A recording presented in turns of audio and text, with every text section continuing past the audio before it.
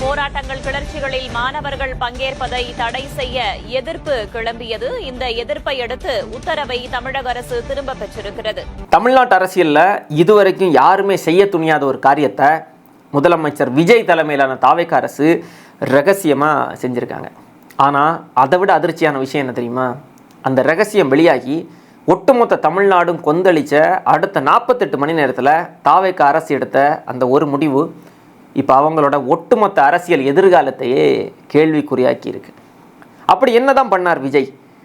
தமிழ்நாட்டோட முதுகெலும்புன்னு சொல்லப்படுற ஒரு குறிப்பிட்ட கூட்டத்தோட குரலை நெரிக்க நள்ளிரவில் போடப்பட்ட அந்த ரகசிய பிளான் என்ன? டெல்லியில் இருக்கிற சில முக்கிய புள்ளிகளை திருப்திப்படுத்த தாவேக அரசு போட்ட அந்த மாஸ்டர் பிளான் எப்படி அவங்களுக்கே வினையாக முடிஞ்சுது? இன்றைக்கி தமிழ்நாட்டில் இருக்கிற ஒவ்வொரு இளைஞனும் ஒவ்வொரு பெற்றோரும் கட்டாயம் தெரிஞ்சிக்க வேண்டிய ஒரு மிகப்பெரிய துரோகம் இல்லை ஒரு பயந்தாங்கொள்ளித்தனமான யூட்டர்ன் அரசியல் அரங்கேறியிருக்கு. அது என்ன ரகசிய கடிதம்? விஜய் அரசுக்கு பின்னாடி இருந்து ஆட்டு வைக்கிறது யாரு? இது பற்றி தான் விரிவாக இந்த வீடியோவில் நம்ம பேச போகிறோம். இப்போ சமூக வலைதளங்களில் வெளியாகி பெரிய புயலையே கிளப்பியிருக்கிற அந்த அசல் சுற்றறிக்கையில் என்ன தான் எழுதியிருக்கு தெரியுமா? அந்த கடிதத்தை போடுறேன், நீங்களே பாருங்கள். கடந்த ஆகஸ்ட் 17ஆம் தேதி தமிழக அரசின் கல்லூரி கல்வி இயக்ககத்திலிருந்து அரசு கலை மற்றும் அறிவியல் கல்லூரி முதல்வர்களுக்கு மிக அவசரம் என்று குறிப்பிடப்பட்ட ஒரு கடிதம் அனுப்பப்படுது. அந்த கடிதத்துடைய பொருள் பகுதியிலேயே இடி மாதிரி ஒரு வரி வச்சிருக்கிறாங்க. என்ன தெரியுமா? அரசு கலை மற்றும் அறிவியல் கல்லூரி மாணவ மாணவிகள் மற்றும் இளைஞர்கள் போராட்டம் மற்றும் கிளர்ச்சிகளில் பங்கேற்பதை தடை செய்ய ஒருங்கிணைந்த நடவடிக்கை மேற்கொள்ள கோருதல். இன்னும் உள்ளே போய் படித்து பார்த்தா பூனைக்குட்டி வெளியே வந்தது மாதிரி தாவேக சிக்கியிருக்கு.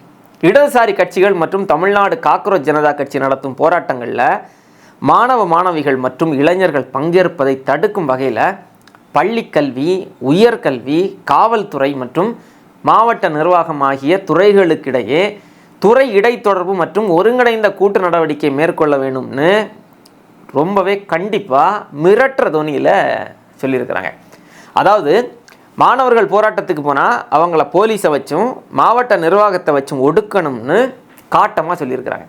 சரி, இந்த சுற்றறிக்கை ஏதோ சாதாரணமாக தற்செயலாக வந்ததா? இல்லவே இல்லை. இதுக்கு பின்னாடி மிகப்பெரிய ஒரு அரசியல் அஜெண்டா மறைஞ்சிருக்கு. விஜயன் திடீர்னு இந்த முடிவு எடுத்தார். அதுதான் இப்போ அடுத்த அதிர்ச்சி. ஆட்சியை பிடிச்ச சில மாதங்கள்லேயே மாணவர்களை பார்த்து இந்த தாவேக அரசு பயப்பட ஆரம்பிச்சிருச்சா? அது என்னமோ உண்மைதான். ஆனால் அது மட்டும் இல்லை, இதுக்கு பின்னாடி வேற ஒரு மிக முக்கியமான காரணம் இருக்குது. சமீபத்தில் டெல்லியில் நீட் வினாத்தாள் கசிவு விவகாரத்தில் மத்திய கல்வி அமைச்சருக்கு எதிராக காக்ரோச் ஜனதா கட்சி மற்றும் இடதுசாரி அமைப்புகள் மிகப்பெரிய போராட்டத்தை எல்லாம் நடத்துகிறாங்க. அதுக்கு ஆதரவாக தமிழ்நாட்டில் கூட மாணவர்கள் வீதிக்கு வந்து போராடி வெற்றியெல்லாம் கூட பெற்றாங்க. நம்ம யாரும் மறந்துருக்க மாட்டோம். அதை மாணவர்களோட இந்த அரசியல் விழிப்புணர்வும் தட்டி கேட்குற குணமும் தங்களோட ஆட்சிக்கு எங்கே சவாலாக மாறிடுமோன்னு தாவேக அரசு உள்ளுக்குள்ளே நடுங்கி போயிருக்கு. மாணவர்கள் ஒன்றா சேர்ந்தால் எப்பேற்பட்ட சிம்மாசனமும் ஆடி போகும்னு முதலமைச்சர் விஜய் அவர்களுக்கு நல்லாவே தெரியும். அதனால தான் ஒரு ஜனநாயக நாட்டில் சட்டப்பூர்வமாக போராடுற உரிமையை கூட ஆரம்பத்திலேயே கிள்ளி எறிய நினைக்கிறாரு. ஆனால் அந்த சுற்றறிக்கை வெளியான உடனே தமிழ்நாட்டில் வெடித்த அந்த ஒரு சம்பவம் என்ன தெரியுமா? தாவேக அரசு ஒன்றை மறந்துட்டாங்க. இது தமிழ்நாடு. இந்த சுற்றறிக்கை வாட்ஸ்அப், ஃபேஸ்புக்னு பரவ ஆரம்பித்த அடுத்த சில மணி நேரங்கள்லேயே தமிழ்நாடே கொந்தளிச்சுது. கண்டன குரல்கள், எதிர்ப்பு குரல்கள், இந்திய மாணவர் சங்கம் உள்ளிட்ட பல முக்கிய மாணவ அமைப்புகளும் ஜனநாயக சக்திகளும் பொதுமக்களும் வீதிக்கு வந்து போராட ஆரம்பித்தாங்க.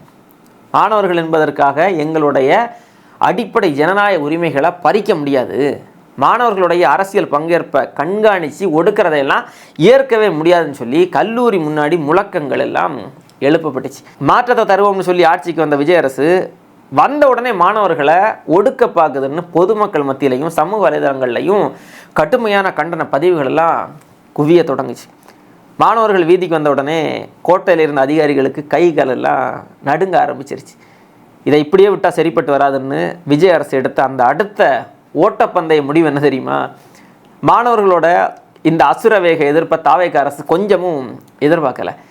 எதிர்ப்பு நாளுக்கு நாள் பெருசாகி அது அரசோட பெயருக்கு பெரிய களங்கத்தை ஏற்படுத்திடுமோன்னு உணர்ந்த உடனே ஆகஸ்ட் 19ஆம் தேதி, அதாவது இன்னைக்கு, புதிய ஒரு கடிதத்தை அவசரமாக ரிலீஸ் பண்ணியிருக்காங்க. அந்த கடிதத்தில் என்ன சொல்லியிருக்காங்க தெரியுமா? 17/8/2026 அன்று அனுப்பப்பட்ட அந்த அலுவலக கடிதம் இந்த உத்தரவின் மூலம் உடன் திரும்ப பெறப்படுகிறது அப்படின்னு சிம்பிளாக முடிச்சிட்டாங்க.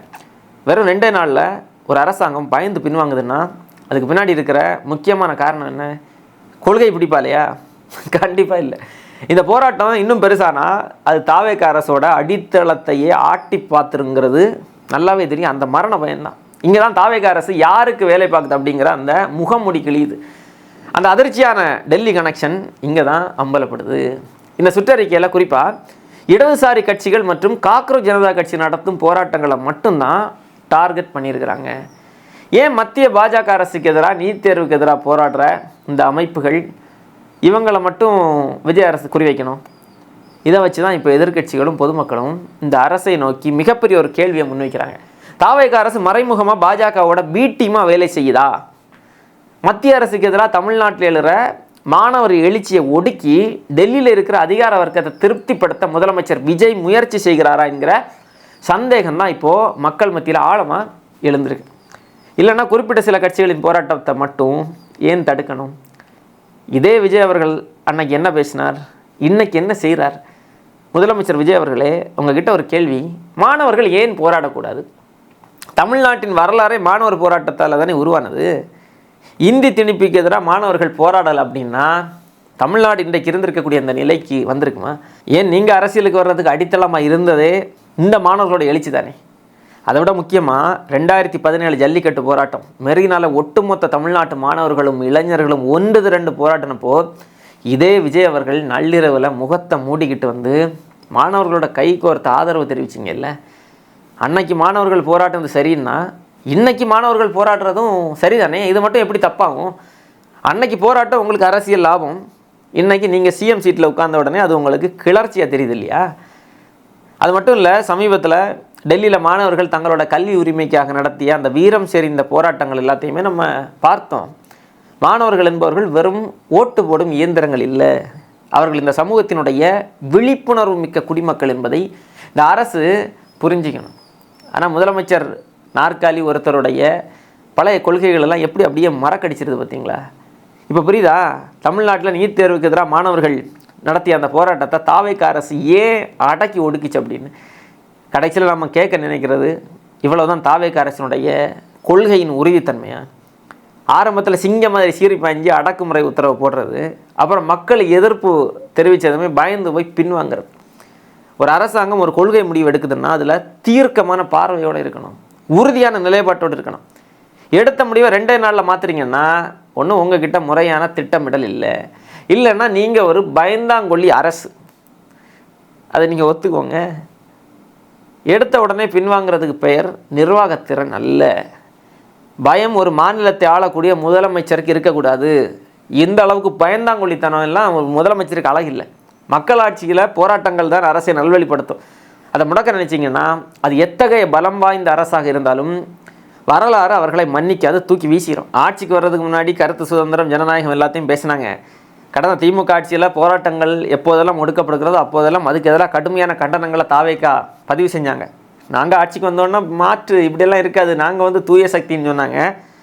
இப்போது கடந்த ஆட்சியில் கூட இப்படி ஒரு சுற்றறிக்கை இல்லைங்கிற அளவுக்கு எவ்வளோ ஒரு கொடூரமான ஒரு வேலையை தாவேகா அரசு செஞ்சுருக்கு பார்த்தீங்களா? ஆட்சிக்கு வந்த 3 மாதத்தில் மாணவர்களையும் இளைஞர்களையும் ஒடுக்கக்கூடிய வேலையை இந்த தாவேகா செய்கிறது என்றால் இந்த தாவேகா மாணவர்களும் இளைஞர்களும் யார் என்பதை வெகு விரைவில் புரிந்து கொள்வார்கள். தாவேகா அரசினுடைய இந்த யூட்டர்ன் உத்தரவை பற்றியும் இவர்களுடைய இந்த அரசியல் பற்றியும் இவர்களுடைய இந்த அடக்குமுறை ஒடுக்குமுறைகள் பற்றியும் உங்களுடைய கருத்துக்களை பதிவு பண்ணுங்கள்.